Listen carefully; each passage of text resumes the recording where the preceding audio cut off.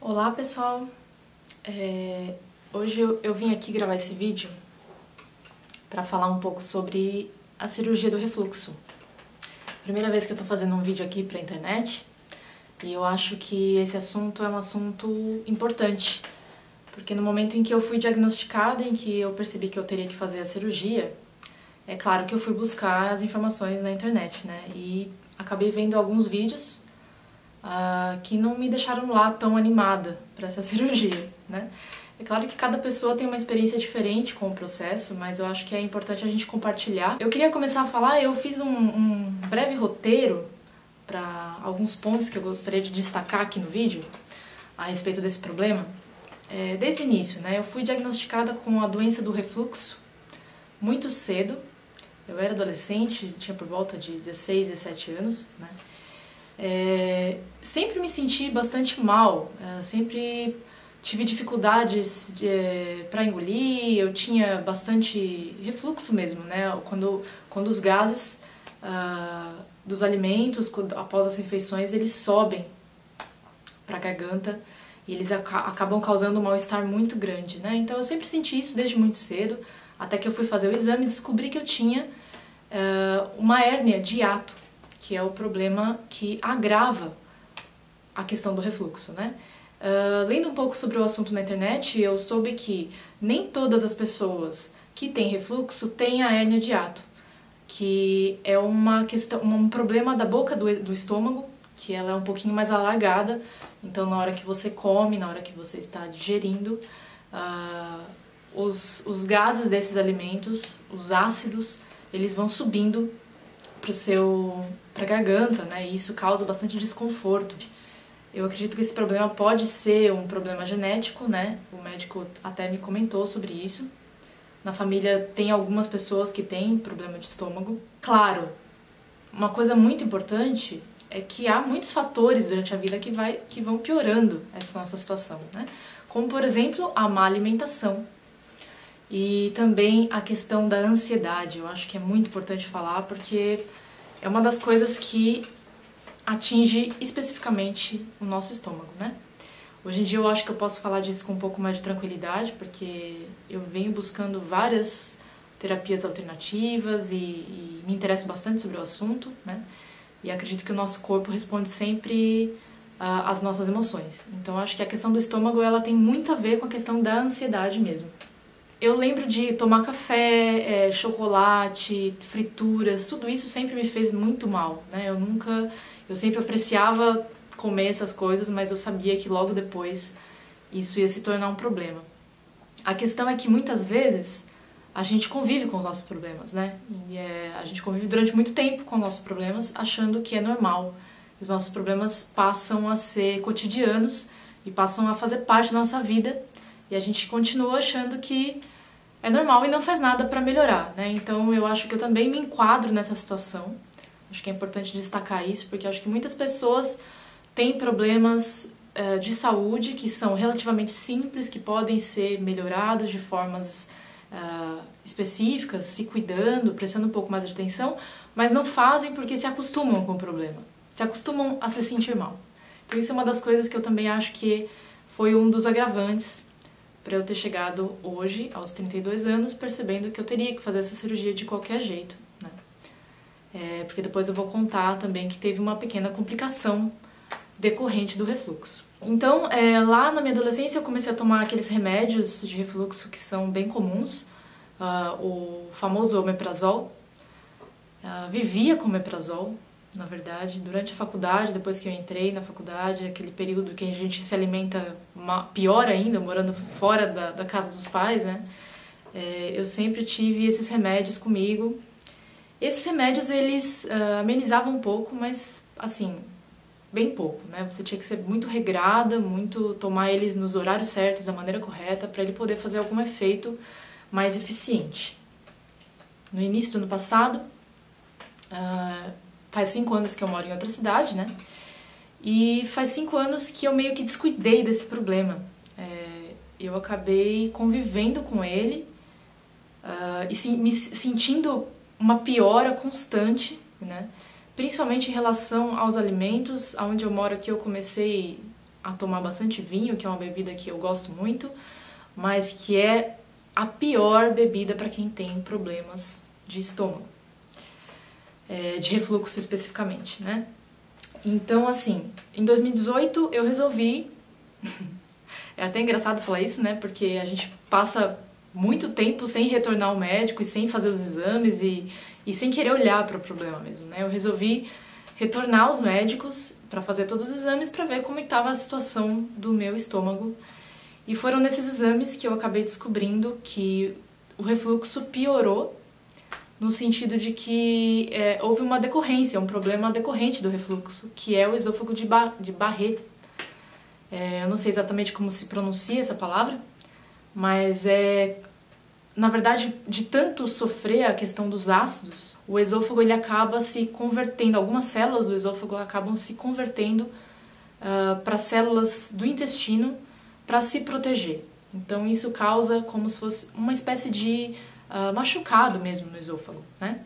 Então isso já é um sinal bem grande. Todos os médicos que eu consultei me falaram que esse é um sinal grande e você vai ser um grande candidato a uma cirurgia do refluxo, porque esse esôfago de Barré pode se tornar algo pior no futuro. Quando eu recebi esse diagnóstico, eu fiquei bastante arrependida de não ter me cuidado antes, né? De não ter prestado atenção nesse problema antes. Mesmo porque a minha hérnia de hiato, ela era uma hérnia grande, né? E provavelmente ela aumentou com o tempo, né? E então eu percebi que agora não teria mais volta, né? Eu realmente deixei o tempo passar e esse problema se tornou algo emergente. O exame mais comum que a gente faz para diagnosticar questões relacionadas ao estômago é o exame da endoscopia. A endoscopia ela é um exame feito com anestesia, né? E ela permite que o médico veja dentro do estômago e a parte do esôfago o que está acontecendo ali. Eu também fiz 2 outros exames que são muito, muito, muito chatos, que é a pH-metria e a manometria. Acho que para isso também daria um outro vídeo. São muito chatos, são muito incômodos, porque você coloca uma sonda através do nariz, sem anestesia, sem nada, e essa sonda desce até seu estômago e você tem que ficar 24 horas com essa sonda junto ao aparelho que vai medir a sua evolução aí em relação à acidez estomacal. Então, em 2018, eu retornei com o remédio e comecei a tomar o Dexilante, que é um remédio um pouco mais forte que o omeprazol, que é esses azol da vida, né, que tem esses finais. Esse remédio me ajudou bastante, então assim, eu realmente fui bem regrada para tomar ele. Durante o ano de 2018, então, foi esse remédio que salvou um pouco a minha vida, a minha condição, porque eu já estava numa condição assim, de não conseguir deitar, né? Praticamente em nenhum momento do dia, mesmo que eu não tivesse comido. Isso me fazia mal, né? E eu também estava com uma questão muito importante, assim, que acontece, que eu acho que com a maior parte das pessoas que tem refluxo, que tem um refluxo intenso, que são as infecções de garganta, né?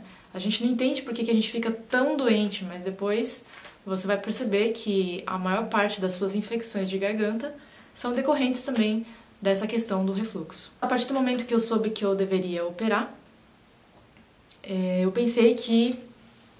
Eu comecei a buscar informações sobre essa cirurgia, né? Eu realizei a cirurgia na cidade de Campinas, com uma equipe de médicos muito, muito, muito boa. Eu acho que é muito importante essa questão da decisão de com quem você vai fazer, né?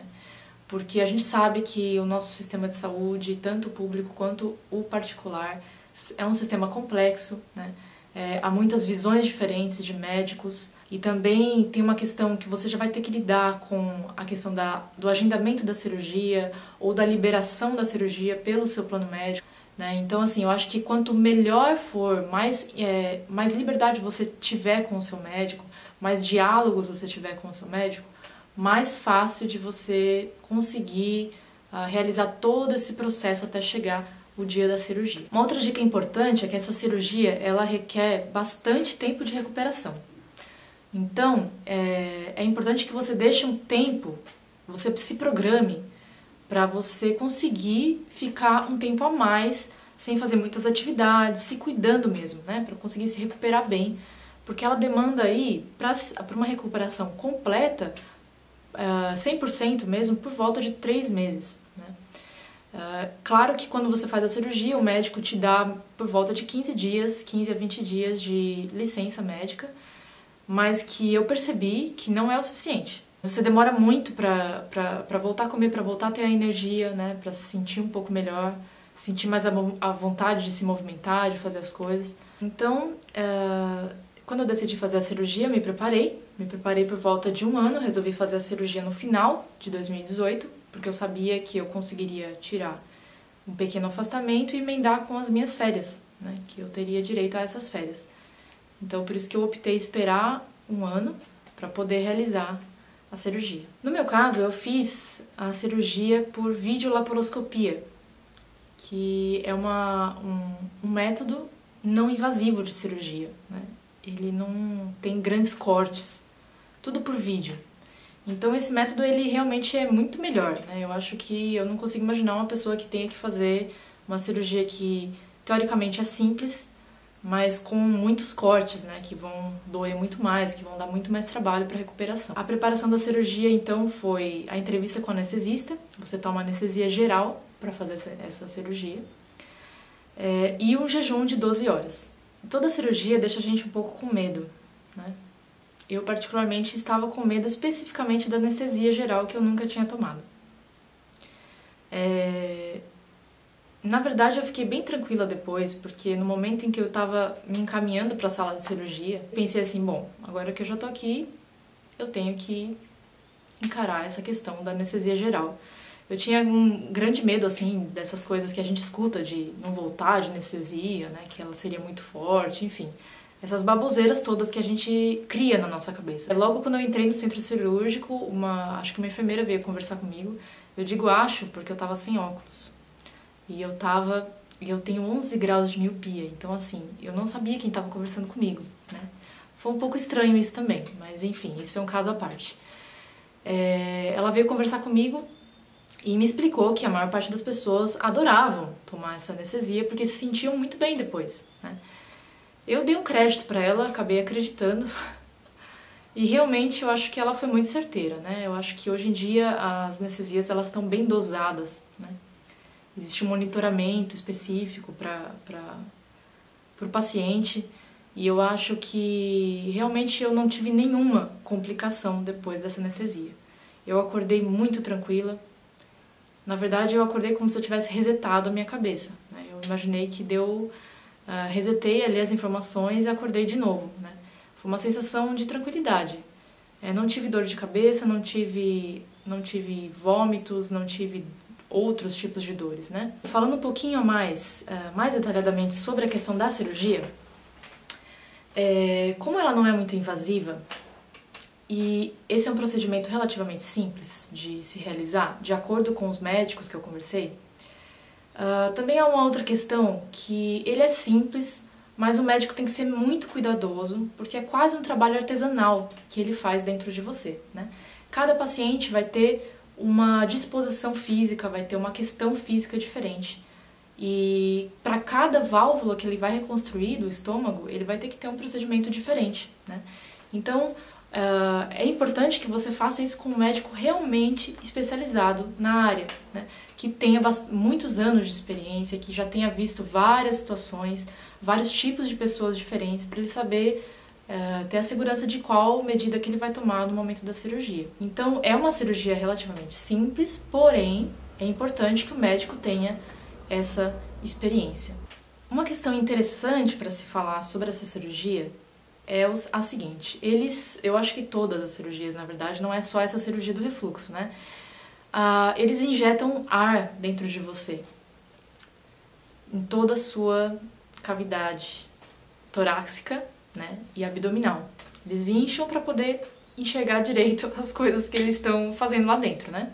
A principal dor que você sente no pós-operatório é a dor dos gases, desses gases que eles injetam, né? Esses gases eles vão direto para o diafragma, né? Então assim, o diafragma ele fica um pouco, vamos dizer assim, irritado com isso, né? O pós-operatório tem essa questão, esse problema de você sentir bastante dor relacionado à respiração, relacionado à parte do diafragma mesmo, né? Você não consegue respirar direito. Quando você respira fundo, quer dizer, você não consegue respirar fundo, na verdade, né? Você sente uma dor nos ombros muito, muito, muito forte, né? Essa dor ela pode ser diminuída com remédios simples, como dipirona, por exemplo. Eu tomei bastante o Feldene também, que é um remédio mais forte para esse tipo de dor. Então, eu acho que a principal dor que você sente é essa, tá? Porque as outras, realmente, elas não existem. Nos furos que ele faz 5 furos, no meu caso foram 5 furos, você não sente dor nenhuma, né? É muito tranquilo, na verdade, bem tranquilo. Eu imaginei que eu ia sentir muito mais alguma coisa, mas não, né? Depois que passou a anestesia, depois que eu tava já lá no hospital, fiquei de um dia pro outro, fiquei um dia, na verdade, né? Quase um dia no hospital. Você não sente dor. Então, acho que a principal dor é essa questão dos gases, né? Aos poucos ele vai saindo, tá? Mas então, assim, tem que ter paciência porque ele realmente demora semanas para sair, às vezes, né? No meu caso, acho que foram por volta de 2 semanas sentindo uma dor forte, né? Você até vai sentir um pouquinho esquisito, porque quando você se aperta assim no corpo, você sente uma sensação de esponja, né? Isso, depois de muitos dias da cirurgia, você ainda sente o seu corpo. Então, tenha paciência que isso vai passar. Bom, agora vamos para a parte mais complicada e que a gente tem que se dedicar mais, que é a questão da alimentação. O que eu gostaria de enfatizar nesse vídeo é que essa cirurgia ela é muito importante para você também rever um pouco a questão da sua alimentação. Eu já adianto que pessoas que têm muitos problemas, assim, ou muitas, vou falar entre aspas, né, frescuras para comer, elas vão sofrer um pouquinho mais com isso aí. Por quê? Porque a primeira semana da cirurgia, do pós-operatório, você só pode tomar líquidos. Você não pode comer nada sólido, mesmo porque você não vai conseguir engolir direito. Essa questão do engolir também é uma questão engraçada, porque eu assisti alguns vídeos em que as pessoas falavam que era difícil engolir. Você não vai perder o seu senso muscular de engolir, tá? Então eu tinha muito medo disso, né? De que eu ia, de repente, ter uma pane e não ia conseguir engolir, ia ficar engasgada. Não é bem isso que acontece, tá? O que acontece é que como você tá todo sensível, diria, um pouco machucado por dentro, né, por conta dos pontos e tudo mais, por ter mexido, você vai sentir uma dificuldade na hora que os alimentos passam por aqui, tá? Então não é que você vai esquecer de como engolir e você vai sentir dificuldade de engolir. Você vai sentir, se você comer qualquer coisa mais sólido, você pode engasgar porque ele vai demorar para descer, né? E você vai ter aquela sensação do alimento descendo mesmo dentro de você, né? Então, é muito importante que logo após você sair do hospital, na primeira semana, você respeite bastante essa questão de só tomar líquidos. Na verdade, você nem tem muita vontade de comer, né? Porque você tá toda inchada, você tá com aquela sensação ainda de mal-estar, vamos dizer assim. Um mal-estar é pequeno, não é dolorido, mas é uma sensação de que que você não tem vontade de comer de verdade, né? Pelo menos eu fiquei assim. Então, pra mim, essa primeira semana de só líquido não foi tão difícil. Não foi tão difícil porque eu não tinha vontade de comer. E eu tomei bastante suco, bastante chá. Então, uma coisa também que segurava um pouquinho era a gelatina, né? Embora a gelatina ela não tenha tantos benefícios nutricionais assim, ela, pelo menos você consegue colocar alguma coisa um pouquinho mais com consistência na boca, né? E aí transformar ela em líquido para depois engolir. E também tomava caldo de carne, caldo de frango, assim, só a água do frango ou da carne, né? Nada mais além disso. Então, assim, nada de sólido mesmo. Eu perdi 3 quilos na primeira semana. A partir da segunda semana, você pode tentar ir comendo coisas mais pastosas. Quando eu digo mais pastosas, eu ainda não estou falando sobre sólidos, porque você vai sentir dificuldade de engolir qualquer coisa que esteja sólido. Então, cremes, sopas, batidas no liquidificador, né? São alimentos muito mais fáceis de você consumir. Purê também dá para comer. contanto que você não faça ele com pedaços de batata, você faça ele mais molinho, né? Fubá, polenta, né? Bem mole também. Então esse tipo de coisa, aos poucos você vai conseguindo ingerir aí a partir da segunda semana, no meu caso. Não dá pra comer macarrão, não dá pra comer arroz, muito menos qualquer tipo de carne, tá? Então, fora de cogitação você tentar se alimentar com qualquer coisa que seja sólido. Uma coisa que eu acho importante de comentar é o seguinte fato. As pessoas associam que, como elas não podem comer nada sólido, não podem se alimentar de uma maneira normal, e elas podem tomar líquidos e cremes, elas então associam que elas podem tomar sorvete, sei lá, comer tudo que é doce, líquido. Eu acho isso um pouco complicado, porque eu fico imaginando o seu organismo durante 1, 2, 3 semanas sem receber aqueles alimentos que você costumava comer, né? E de repente você vai lá e toma um pote de sorvete inteiro e coloca tudo aquilo pra dentro. É óbvio que você vai passar mal. Eu duvido que tenha alguma pessoa que faça isso nessas condições e se sinta saciado, se sinta bem com energia. Eu recomendo bastante também, durante essas primeiras semanas, prestar muita atenção no que você vai comer. Tentar não colocar tanto açúcar na sua dieta, tá? Porque realmente você vai estar com o estômago vazio praticamente, né? E se você colocar logo um monte de sorvete, qualquer outra coisa doce, líquida, o seu organismo não vai reagir muito bem, né? Você vai sentir ânsia, você vai sentir enjoo, provavelmente. É uma coisa que muita gente reclama nos vídeos, né? E as pessoas que eu conversei, muita gente reclama disso, que sentia muito enjoo, muita ânsia, muita náusea por conta da alimentação. Quando você estiver se sentindo assim, a melhor coisa é deixar um caldinho preparado de algo salgado, né? Você pode temperar ele um pouquinho, depois coar ele, de carne ou de frango, como eu falei, um caldo de milho, assim, só água, sabe? E tomar quando você estiver se sentindo um pouco enjoada, tá? É isso que vai parar o seu enjoo, nada além disso. Então, cuidado com o açúcar, não tome um pote de sorvete direto, que isso vai te fazer mal. Agora, já se passaram por volta de 50 e poucos dias já da minha cirurgia, né? Eu fiz a minha cirurgia em dezembro, nós estamos em fevereiro.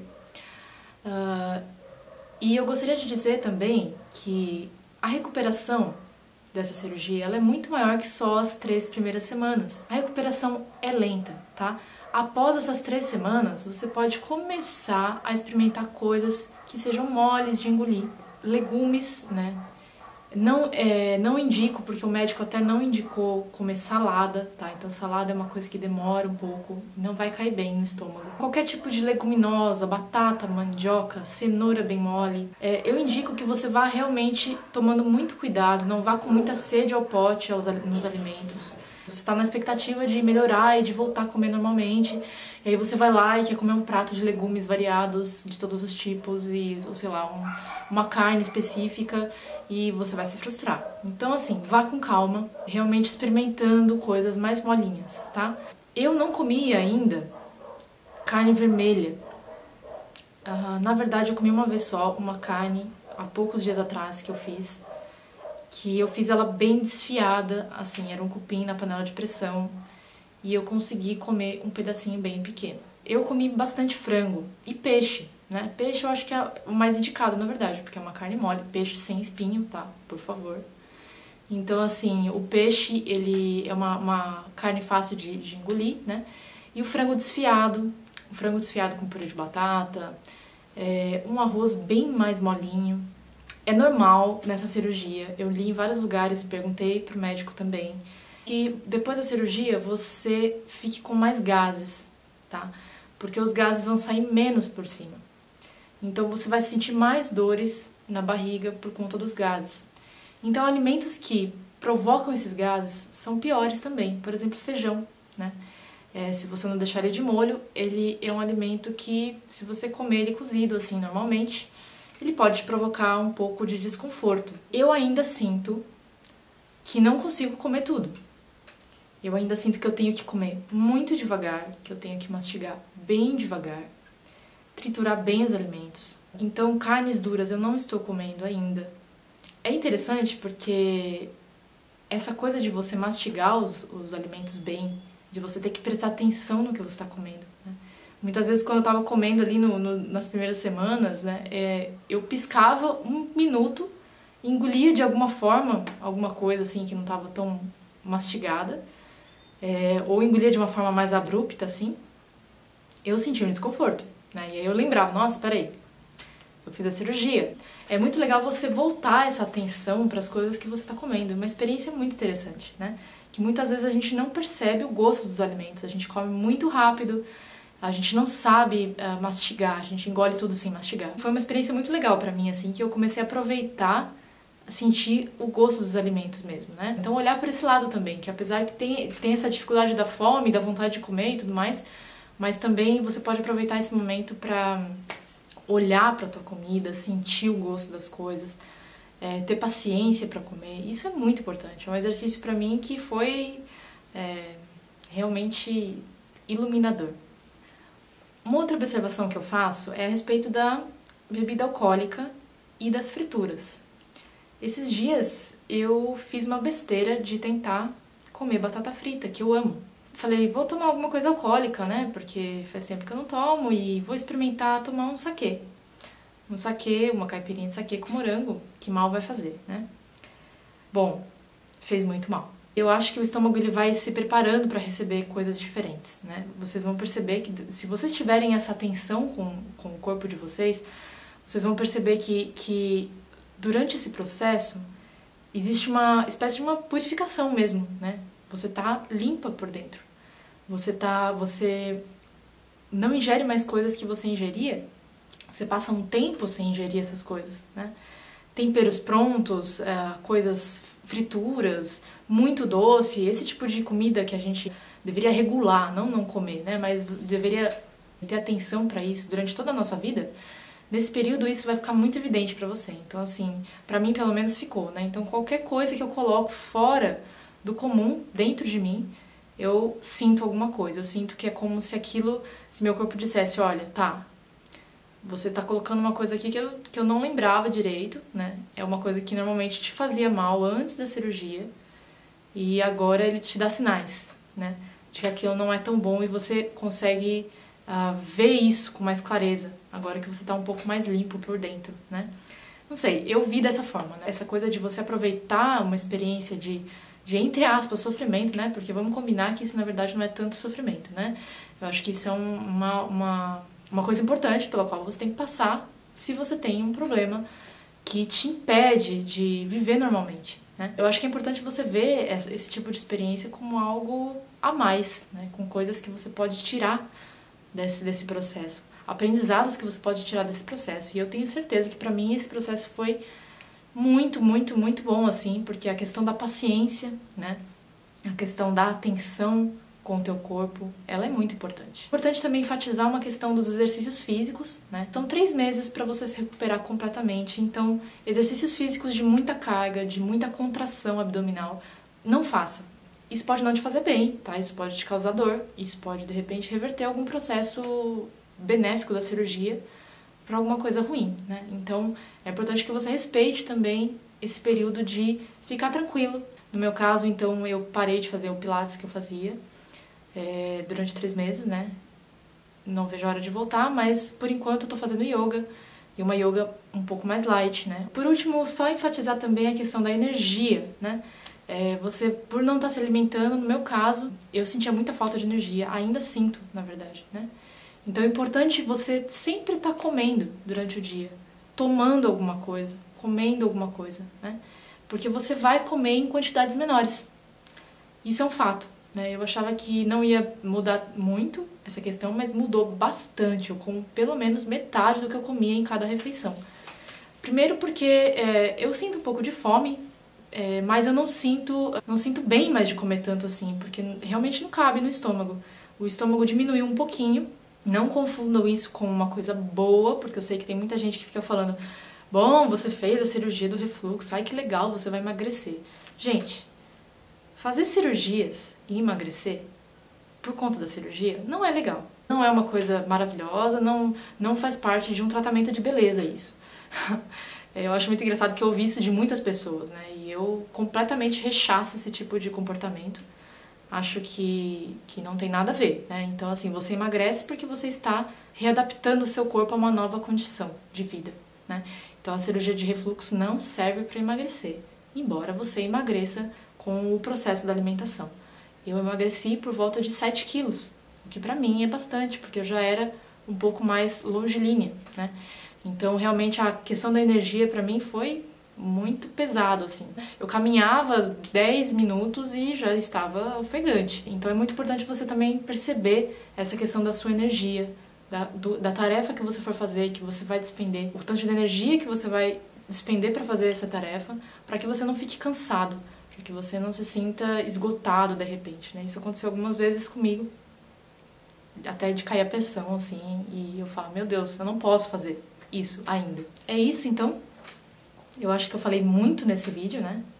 Eu me empolguei, na verdade, com o assunto. E eu fiz esse vídeo mesmo para ajudar as pessoas que estão pensando em fazer, na verdade, que são diagnosticadas, né? E que o médico realmente recomenda realizar essa cirurgia, porque não são para todas as pessoas que têm esse tipo de problema, que a cirurgia é recomendada. Para ajudar as pessoas a ver que não é nenhum bicho de 7 cabeças, que você pode tirar muitas coisas boas desse processo, que você pode tirar muito aprendizado com essa transformação do seu corpo, porque não deixa de ser uma transformação. Então é isso, gente. Eu espero que vocês tenham gostado. E deixem seus comentários, suas dúvidas aqui. Eu posso ir respondendo. E fiquem tranquilos que essa cirurgia, ela é tranquila. E que vocês possam ter uma pronta recuperação depois de tudo isso. Até mais, então.